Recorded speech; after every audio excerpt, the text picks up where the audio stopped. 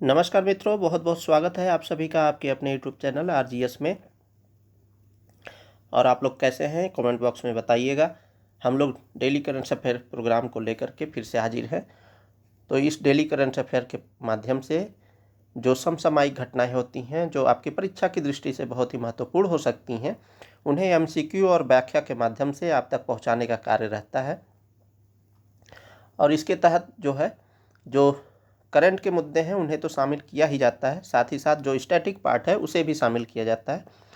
तो आप हमारे साथ बने रहिए, इसके लिए ज़रूरी हो जाता है चैनल को सब्सक्राइब करें और अन्य लोगों तक भी इस चैनल को शेयर कर दें। चलिए हम लोग बढ़ते हैं, पहले प्रश्न की ओर देखते हैं। और पहले प्रश्न पर बढ़ने से पहले आज आपको बताना चाहूँगा कि जो स्लाइड का कलर है वो बदला गया है। तो ये कलर आपके लिए कंफर्टेबल है या नहीं है, अदरवाइज आप बताइएगा, तो हम फिर से वही पैटर्न अपनाएंगे जो पहले अपनाते थे। चलिए पहले प्रश्न की ओर बढ़ें। तो स्कूली बच्चों को वित्तीय सहायता देने के लिए तिल्लिकी वंदनम योजना किसने शुरू की है? Option A Andhra Pradesh, option B Madhya Pradesh, option C Maharashtra, option D Karnataka. तो अभी आंध्र प्रदेश गवर्नमेंट ने स्कूली बच्चों को 15,000 रुपये देने का प्रावधान किया है इस तिल्लिकी वंदनम योजना से। तो चलिए हम लोग व्याख्या को देखें। तो आंध्र प्रदेश में टीडीपी की अगुवाई वाली एनडीए सरकार ने तिल्लिकी वंदनम योजना शुरू की है, जिसके तहत प्रत्येक परिवार के स्कूल जाने वाले बच्चों को सालाना 15,000 रुपये दिए जाएंगे। तिल्लिकी वंदनम 2024 के चुनावों से पहले मुख्यमंत्री चंद्रबाबू नायडू द्वारा किए गए कल्याणकारी वादों के सुपर 6 में से एक है। सरकार के सचिव कोना शशिधर ने एक आदेश में कहा, सरकार ने तिल्लिकी वंदनम योजना के कार्यान्वयन के लिए दिशा निर्देश जारी किए हैं। यह राज्य भर में माताओं अभिभावकों को सशक्त बनाने के लिए बनाई गई एक प्रमुख पहल है। इसके तहत प्रत्येक पात्र माता या अभिभावक को प्रति बच्चे 15,000 रुपये प्रति वर्ष की वित्तीय सहायता प्रदान की जाएगी।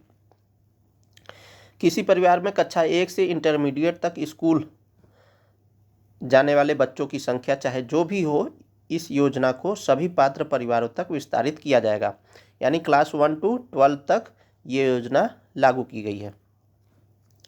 इसी तरह सरकार इस योजना के लिए कक्षा 1 और जूनियर इंटरमीडिएट में अपेक्षित पात्र नामांकन को भी ध्यान में रखेगी।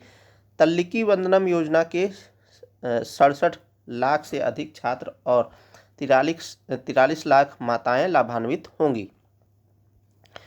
राज्य में शैक्षणिक पारिस्थितिक तंत्र के समग्र विकास के लिए प्रतिवर्ष 15,000 रुपये में से 2,000 रुपये स्रोत पर काटे जाएंगे, जिसमें रख रखाव, स्वच्छता और सफाई शामिल है। चलिए अगले प्रश्न की ओर बढ़ें। तो श्री मल्लिकार्जुन स्वामी मंदिर कहाँ स्थित है? तो अभी ये क्यों चर्चा में है? तो यह अभी यहाँ पर हैली नामक धूमकेतु मिलने का प्रमाण प्राप्त हुआ है, इस वजह से यह चर्चा में है। तो ऑप्शन ए कह रहा है Austin Andhra Pradesh, option B कह रहा है मदुरै तमिलनाडु, ऑप्शन सी कह रहा है भुवनेश्वर उड़ीसा, ऑप्शन डी कह रहा है श्रीशैलम आंध्र प्रदेश। तो कहाँ पर हुआ है? यह श्रीशैलम आंध्र प्रदेश में हुआ है। तो चलिए हम लोग व्याख्या को देखें। राइट आंसर हमारा क्या हो जाएगा? Option D. तो हाल ही में हेली पुच्छल तारे का पहला अभिलेखी संदर्भ प्राप्त हुआ है। यह उल्लेख 1456 ईस्वी में दिनांकित विजयनगर साम्राज्य के शासनकाल की तांबे की पट्टिका में पाया गया है। तो वहाँ पर अभी ताम्र अभिलेख मिला है। ठीक है, यह पट्टिका श्रीशैलम के मल्लिकार्जुन स्वामी मंदिर आंध्र प्रदेश में संरक्षित है। शिलालेख संस्कृत में नागरी लिपि में लिखा गया है और इसमें धूमकेतु यानी कोमेट और उल्कावृष्टि मिटियोर शावर की घटनाओं का वर्णन है। यह घटना हेली के पुच्छल तारे की 1456 में हुई पुष्टि से मेल खाती है। ऐसी घटनाओं को परंपरागत रूप से अपशकुन और विनाश का संकेत माना जाता है। चलिए हम लोग बढ़ते हैं अगले प्रश्न की ओर। तो हाल ही में किसे ग्लोबल लिवेबिलिटी इंडेक्स 2025 में शीर्ष स्थान मिला है? तो ऑप्शन ए कह रहा है मेलबर्न, ऑप्शन बी कह रहा है ज्यूरिख, ऑप्शन सी कह रहा है कोपेनहेगन और ऑप्शन डी कह रहा है ग्रीनलैंड। तो अभी जो है कोपेनहेगन को यह मिला है शीर्ष स्थान ग्लोबल लिवेबिलिटी इंडेक्स 2025 में। चलिए हम लोग व्याख्या को देखें। तो इकोनॉमिस्ट इंटेलिजेंस यूनिट यानी IEU ने अपना ग्लोबल लिवेबिलिटी इंडेक्स 2025 जारी किया है, जिसमें जीवन की गुणवत्ता के आधार पर दुनिया भर के 173 शहरों का मूल्यांकन किया गया था। ग्लोबल लिवेबिलिटी इंडेक्स के बारे में बात करें तो इसका प्रकाशक यह इकोनॉमिस्ट इंटेलिजेंस यूनिट द्वारा प्रतिवर्ष जारी किया जाता है। इसका उद्देश्य क्या रहता है? तो यह विश्व भर में 173 शहरों में जीवन की गुणवत्ता को मापता है तथा आकलन करता है कि प्रत्येक स्थान पर रहना कितना चुनौतीपूर्ण या आरामदायक है। उदाहरण के लिए यह सूचकांक निगमों, सरकारों और विकास एजेंसियों द्वारा लिए गए निर्णयों की जानकारी देता है, विशेष रूप से नीति नियोजन और प्रवासी स्थानांतरण के लिए। यह इसके अंतर्गत 5 प्रकार के मूल्यांकन किए जाते हैं। जैसे पहला है स्थिरता, अपराध, नागरिक अशांति और आतंकवाद के खतरों में स्तर पर विचार किया जाता है। दूसरा है स्वास्थ्य सेवा, जिसका वेटेज 20% होता है। चिकित्सा सेवाओं की गुणवत्ता, पहुंच और उपलब्धता का मूल्यांकन करता है। तीसरा है संस्कृति और पर्यावरण, इसका वेटेज 25% होता है। इसमें जलवायु, सांस्कृतिक पेशकश और पर्यावरणीय स्थितियां शामिल हैं। चौथा है इसमें शिक्षा, इसका वेटेज 10% है। सार्वजनिक और निजी शिक्षा तक पहुंच और समग्र गुणवत्ता को मापता है। पांचवा है बुनियादी ढांचा, जिसका वेटेज 20% है। इसमें परिवहन, सड़क, आवास और उपयोगिता सेवाएं शामिल हैं। स्कोरिंग कैसे की जाती? तो शहरों को 30 से अधिक गुणात्मक और मात्रात्मक संकेतकों का उपयोग करके एक जो मतलब लो स्कोरिंग दिखाता है, मतलब असहनीय और से लेकर के 100 यानी आदर्श स्थिति दिखाता है, ठीक है, तक रेटिंग दी जाती है। इसके आधार पर स्कोरिंग की जाती है। प्रमुख वैश्विक रैंकिंग की बात करें तो 2025 में प्रमुख शहर कौन कौन से हैं? तो कोपेनहेगन डेनमार्क को स्थिरता, शिक्षा और बुनियादी ढांचे में पूर्ण अंकों के साथ 98 अंक प्राप्त हुए हैं 100 में से। यह पहले स्थान पर बना हुआ है। वहीं वियना और ज्यूरिख संयुक्त रूप से दूसरे स्थान पर रहे हैं। तो वियना और ज्यूरिख ये दूसरे स्थान पर बने हुए हैं। इसके बाद मेलबोर्न चौथे स्थान पर और जिनेवा 5वें स्थान पर रहा है। क्षेत्रीय रुझान की बात करें तो मजबूत स्वास्थ्य सेवा, शिक्षा और सार्वजनिक परिवहन प्रणालियों के कारण पश्चिमी यूरोपीय शहर शीर्ष 10 में हावी रहे हैं। एशिया प्रशांत क्षेत्र के प्रदर्शनकर्ता मेलबोर्न, सिडनी, ओसाका और ऑकलैंड और एडिलेड ने उच्च जीवनीयता को जारी रखते हुए शीर्ष 10 में जगह बनाई है। चलिए अगले प्रश्न की ओर बढ़ें। तो सरिस्का टाइगर रिजर्व भारत के किस राज्य में स्थित है? ऑप्शन ए कह रहा है मध्य प्रदेश, ऑप्शन बी कह रहा है उत्तराखंड, ऑप्शन सी कह रहा है राजस्थान, ऑप्शन डी कह रहा है महाराष्ट्र। तो अभी यह क्यों चर्चा में है? क्योंकि यहाँ पर थोड़ा सा फेरबदल किया जा रहा है, ठीक है। तो यह जो है राजस्थान में अवस्थित है। चलिए हम लोग व्याख्या को देखें। तो सरिस्का टाइगर रिजर्व की CTH यानी क्रिटिकली टाइगर हैबिटेट सीमा में प्रस्तावित परिवर्तन किया जा रहा है। तो सरिस्का टाइगर रिजर्व की क्रिटिकली टाइगर हैबिटेट की सीमा पुनः निर्धारित करने की योजना बनाई गई है। नई प्रस्तावित सीमाएं कई स्थानों पर पीछे हटेंगी, जिससे आरक्षित क्षेत्र का दायरा कुछ हिस्सों में कम होगा। इस परिवर्तन का उद्देश्य सीमा का व्यवहारिक तर्कसंगत निर्धारण करना बताया गया है। CTH के 1 किलोमीटर के दायरे में खनन और अन्य गतिविधियां प्रतिबंधित होंगी। नए प्रस्ताव के अनुसार कई क्षेत्र इस प्रतिबंधित क्षेत्र से बाहर हो जाएंगे। अब हम लोग सरिस्का बांध अभयारण्य के बारे में बात करें तो अरावली पर्वतमाला में स्थित है, जो राजस्थान के अलवर जिले का एक हिस्सा है। 1955 में एक वन्यजीव अभयारण्य घोषित किया गया था इसे। उसके बाद वर्ष 1978 का समय आता है, बाघ अभयारण्य घोषित, बाघ नहीं होगा, बाघ होगा, ठीक है, बाघ अभयारण्य घोषित किया गया, जिसके बाद यह भारत के प्रोजेक्ट टाइगर का हिस्सा बन गया। प्रोजेक्ट टाइगर कब आया था, आप कमेंट बॉक्स में बताइएगा। इस अभयारण्य में खंडहर हो चुके मंदिर, किले, छत्र और एक महल स्थित है।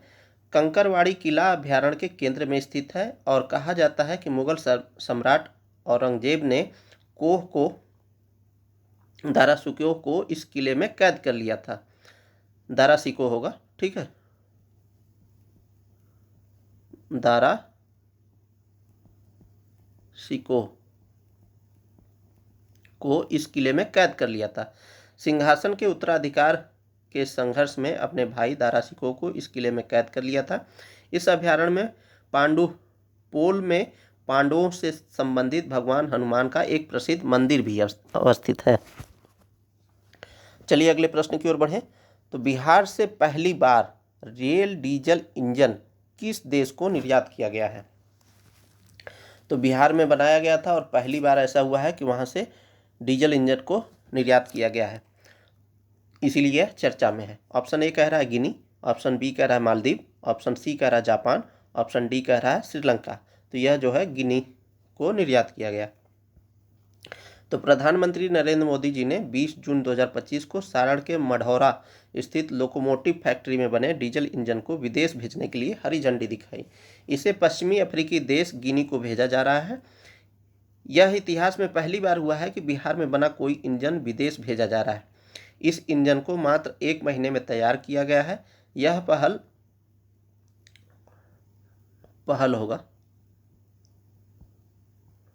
मेक इन इंडिया के तर्ज पर मेक इन बिहार की बड़ी उपलब्धि में शामिल होगा। कमर्शियल हेड अभिषेक श्रीवास्तव ने बताया कि इस इंजन को 1 हफ्ते बाद यहां से पहले गुजरात के मुंद्रा जिले में रेलवे रूट से रवाना किया जाएगा। इसके बाद वहां से शिप के जरिए दक्षिण अफ्रीका भेजा जाएगा। वेबटेक रेलवे की इस आधुनिक यूनिट को महज 1 महीने में इस हाई पावर डीजल इंजन को तैयार किया है। तो किसने तैयार किया है? वेबटेक रेलवे ने। 26 मई 2025 को दक्षिण अफ्रीका के गिनी देश के 3 मंत्रियों ने संयंत्र का दौरा किया था। इसके बाद 140 लोकोमोटिव इंजनों की डील फाइनल की गई थी। 140 नहीं, 150 है, ठीक है। चलिए हम लोग आगे बढ़े। तो इसका नाम कोबो दिया गया है। यह डील करीब 3000 करोड़ की 4500 HP के 445 और 6000 हॉर्स पावर के 184 इसमें इंजन शामिल है।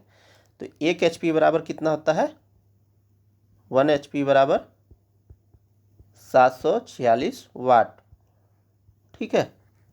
तो आप अंदाज़ा लगा सकते हैं।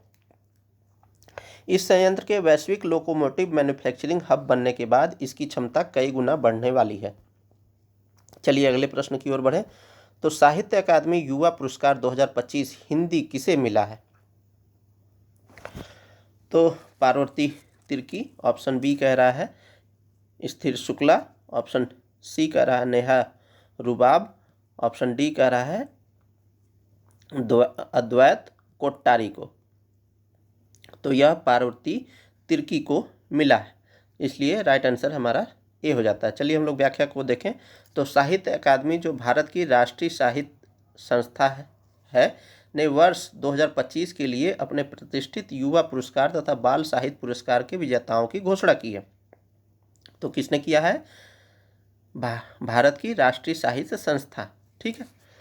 साहित्य अकादमी युवा पुरस्कार 2025 की बात करें तो अंग्रेजी के लिए अद्वैत कोटारी का उपन्यास है Siddharth the by two became the Buddha के लिए दिया गया है। वहीं हिंदी के लिए पार्वती तिर्की को फिर उगना कविता संग्रह के लिए दिया गया है।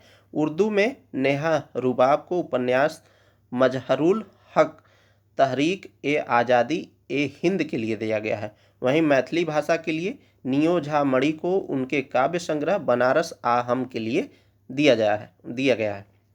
बाल साहित्य पुरस्कार की बात करें तो अंग्रेजी में नितिन कुशलप्पा को दक्षिण south Indian themes and fables retold के लिए दिया गया है।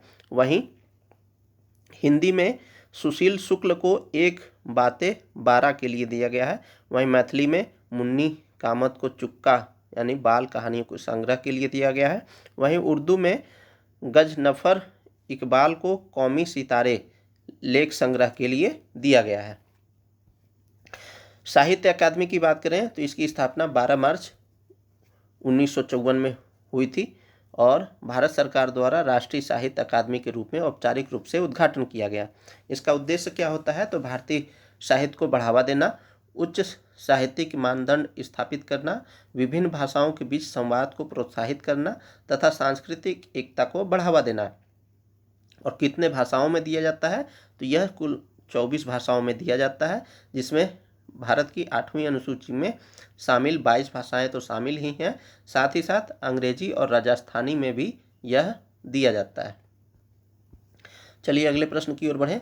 तो हाल ही में भारत का पहला राज्य कौन सा बना जिसने शहरी स्थानीय निकाय चुनाव में ई वोटिंग प्रणाली लागू की है?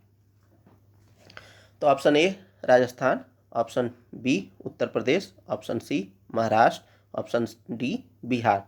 तो अभी जो है बिहार ने यह ई वोटिंग प्रणाली लागू की है और शहरी स्थानीय निकाय के चुनावों के लिए, ठीक है, यानी लोकल एडमिनिस्ट्रेशन के लिए, जो हमारा 3 लेयर जो प्रशासनिक ढांचा है ना, उसके अंतर्गत इसे लाया गया है। तो बिहार के लिए मोस्ट इम्पोर्टेंट क्वेश्चन ये भी है।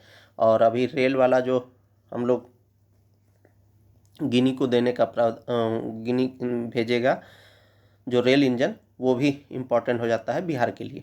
चलिए हम लोग व्याख्या को देखें तो बिहार शहरी स्थानीय निकाय चुनाव के लिए ई वोटिंग प्रणाली शुरू करने वाला भारत का पहला राज्य बन गया है। बिहार राज्य निर्वाचन आयोग की CDAC द्वारा विकसित 2 एप्लीकेशन ई वोटिंग और SEBHR और बिहार राज्य निर्वाचन आयोग द्वारा विकसित एक अन्य ऐप के माध्यम से इस डिजिटल वोटिंग से इस पद्धति को लागू करेगा। ई वोटिंग प्रणाली इलेक्ट्रॉनिक वोटिंग प्रणाली में मतदान केंद्रों पर ई वोटिंग मशीनों या कियोस्क का उपयोग शामिल हो सकता है, जो तुरंत वोट रिकॉर्ड करते हैं और इंटरनेट कनेक्टिविटी के बिना रसीद प्रदान करते हैं। भारत में अपनी तरह का पहला बिहार नगर पालिका और शहरी निकाय चुनाव के लिए ई वोटिंग प्रणाली अपनाने वाला देश का पहला राज्य बन गया है। चलिए अगले प्रश्न को देखें तो ब्लो आउट क्या है? तो ऑप्शन ए कह रहा है तेल या गैस के कुएं में अचानक दबाव बढ़ने से होने वाली दुर्घटना। ऑप्शन बी कह रहा है तेल की शुद्धि की प्रक्रिया। ऑप्शन सी कह रहा है तेल या गैस के कुएं में पानी भर जाना। ऑप्शन डी कह रहा है उपयुक्त में से कोई नहीं।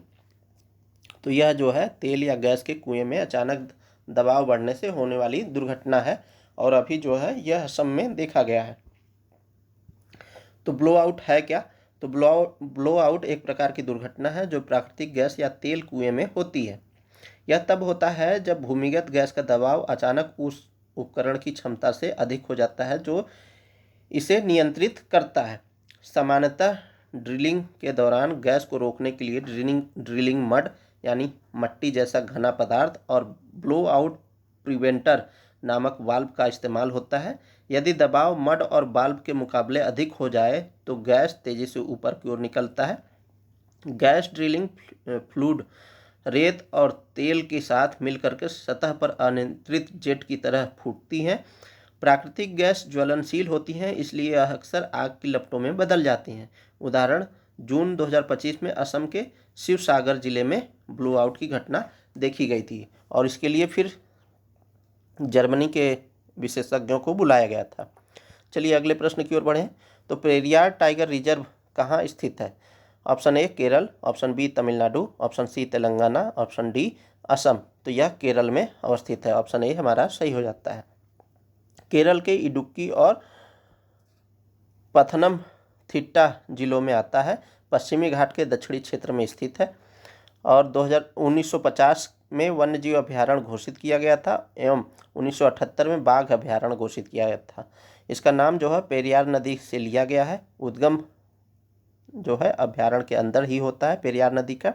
रिजर्व से होकर बहने वाली प्रमुख नदियाँ मुल्लायार और पेरियार, ये दोनों नदियाँ रिजर्व से होकर ही बहती हैं। इसमें वनस्पति की बात करें तो अभ्यारण्य में उष्णकटिबंधीय सदाबहार वन, अर्ध सदाबहार वन, नम पर्णपाती वन और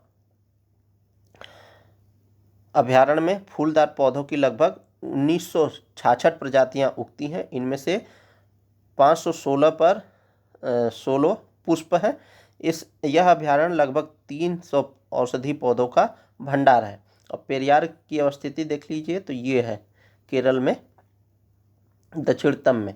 ठीक है, चलिए हम लोग आगे की बात करें तो जीव जंतु की बात करें तो इसमें स्तनधारी जैसे बाघ, हाथी, शेर, मूंछ वाला मकाक, नीलगिरी तहर आदि पाए जाते हैं। इसमें पक्षी की बात करें तो डार्टर, मार्क पारेंट्स और किंगफिशर, महान मालाबार हॉर्नबिल और रैकेट टेल्ड ड्रागो पाए जाते हैं। सरीसृप की बात करें तो मॉनिटर छिपकली, अजगर, किंग कोबरा आदि यहाँ पर पाए जाते हैं। और इस रिजर्व के अंदर 6 जनजाति, ये जवानी नहीं होगा, जनजाति होगा,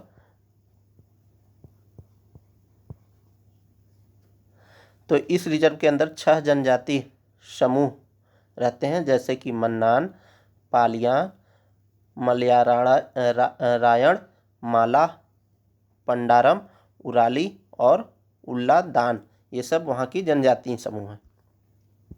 चलिए अगले प्रश्न की ओर बढ़ें तो बंकर बस्टर बम को कैसे तैनात किया जाता है? तो option A GBU-57, option B B2, option C F-35, option D J-16।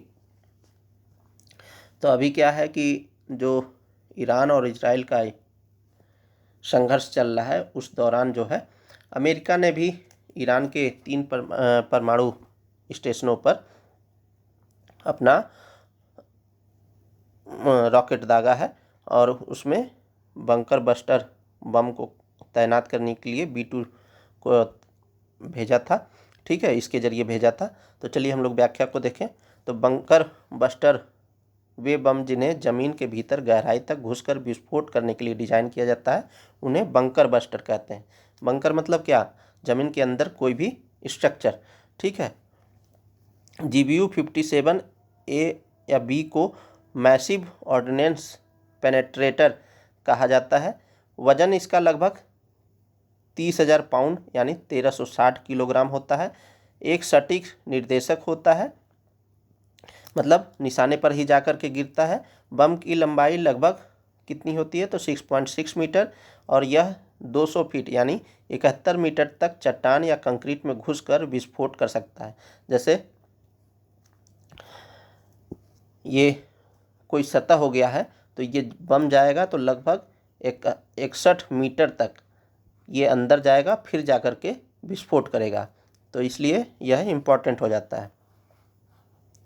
इसे अत्यधिक दबाव और झटकों से भी फटने से बचाने के लिए मजबूत बनाया जाता है। इसकी डिजाइनिंग 2000 के दशक में शुरुआत हुई थी और 2009 में बोइंग को इसकी 20 इकाइयों के निर्माण का ऑर्डर दिया गया था।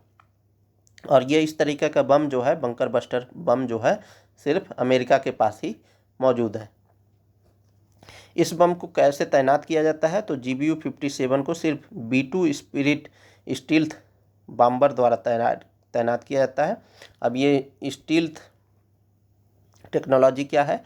तो जो सोनार सिस्टम रडार सिस्टम होता है वो क्या करता है कि किसी भी उसके तरफ आने वाले विमान को वो रिसीव करके वहाँ से सिग्नल भेज देता है रडार पर। ठीक है, इंफ्रासोनिक वेव के ज़रिए। लेकिन ये स्टील्थ टेक्नोलॉजी जहाँ पर यूज होती है तो ये सिग्नल नहीं भेज पाता है, तो वो उसकी पहचान नहीं कर पाता है। तो ये B2 बम्बर का निर्माण जो है ऑथरो ग्रूमैन कंपनी द्वारा किया गया है। यह सिद्धांत कोई भी शक्तिशाली विमान इसे ले जा सकता है, लेकिन अभी तक केवल B2 का इसके लिए परीक्षण और कॉन्फ़िगर किया गया है।